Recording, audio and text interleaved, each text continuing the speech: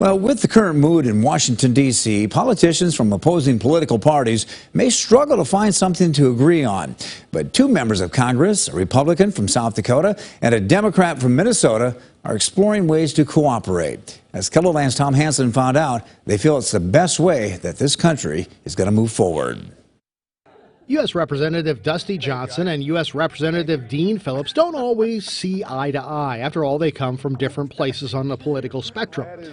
Johnson is a conservative and Phillips a pragmatic progressive. However, both are members of what's called the Problem Solvers Caucus.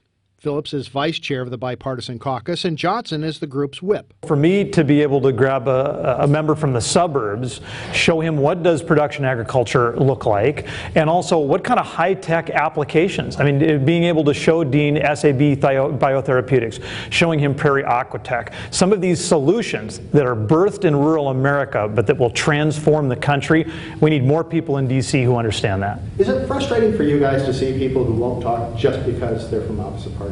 Absolutely.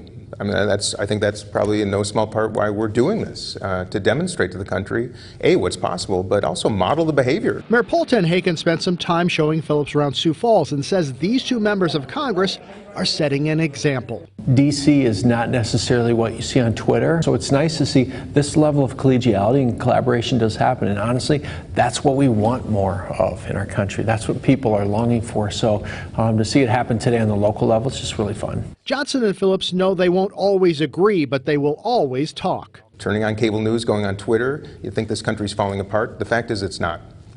Dusty and I are just two examples. Doing what they can to look for ways to build bridges rather than tear them down. Tom Hansen, KELOLAND News.